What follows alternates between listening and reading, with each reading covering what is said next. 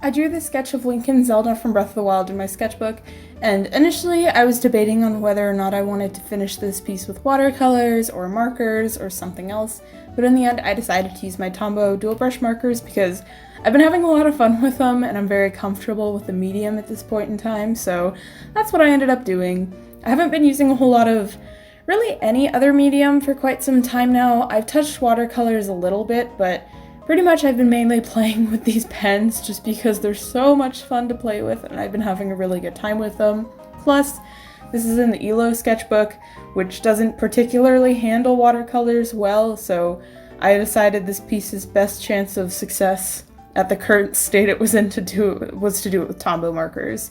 I thought about doing it with Copics, but I had something on the back of the page that I didn't want to completely destroy, so that's how we ended up with doing it with the Tombow pens, which I'm not upset about because I really like working with these Tombow pens. As I mentioned like 2 videos ago, I've been having a lot of fun playing with these pens.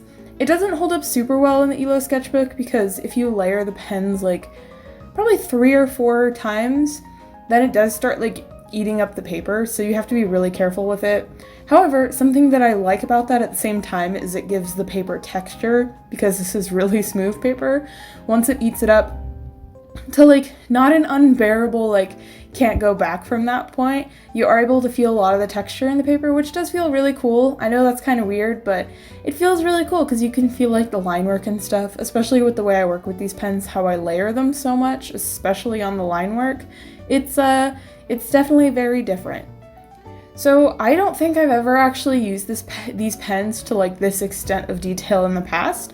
I've been doing kind of a similar style with like just little doodles here and there recently, but definitely not to this level of detail, so this did take me not like a ton more time than I anticipated it would, but it did take me a decent amount of time. I think this took me about like an hour and a half or 2 hours, which in the grand scheme of things is not that much time for a piece of art, but that's a lot longer than I guess anticipated this to end up going, but that's not a bad thing. I really do like how this ended up turning out. I had a lot of fun doing their hair.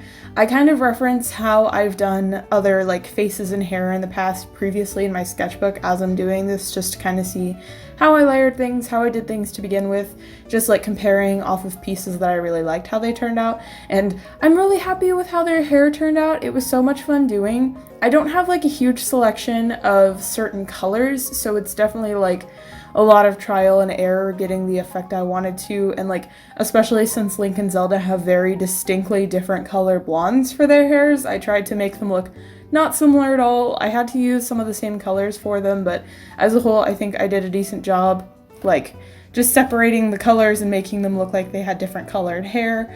The only part of this piece that I really struggled with was working on their shirts, because they both have blue shirts, and while I do have blue Tombow markers, the one I used for the base and the one I used for the highlight slash like shading and just the regular color, they were so far apart that they were really hard to blend. And while you can blend with these pens, this paper is not very blending friendly because it will just like deteriorate after a while. So it ended up looking really patchy on Zelda's shirt, which I wasn't a huge fan of, but like it was either overwork the paper and probably make it look worse, or just leave it as it is, and I decided to leave it as it is, and that's okay.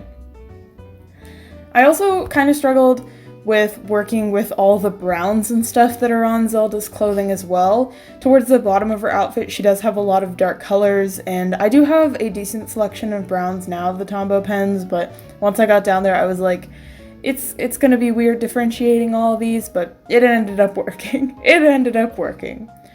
And while I do really like how this piece turned out with the Tombow markers, I really like the sketch and just the piece as a whole, and I think in the future I would like to revisit this as like a larger drawing with more, I guess more air quote professional art supplies, just to make it look air quote better. Because like I said, I do really like how this turned out, but it's definitely like very sketchy, very messy sketchbook work, and I think in the future I would like to revisit this probably with like watercolors on a larger sheet of paper that can actually handle layers and handle watercolors a lot better, just because I really like the concept of this illustration. Initially I was kind of planning on doing like a little bit more detailed background than what I ended up doing, but I was so afraid of overworking the paper with these pens, and while I am familiar with the pens, I'm not super comfortable doing like any kind of background, so I just decided to do something super simple, and I ended up doing like grass with some flowers, I think. So that's pretty normal for me though. I don't really ever do anything super fancy for backgrounds because I'm not good at backgrounds at this point in time. That's something I know I've said in the past that I've wanted to work on and like expand my knowledge of backgrounds and expand my capabilities when it comes to backgrounds. But all I get for now is just very, very simple grass and like very simple clouds in the background, and I called it good there.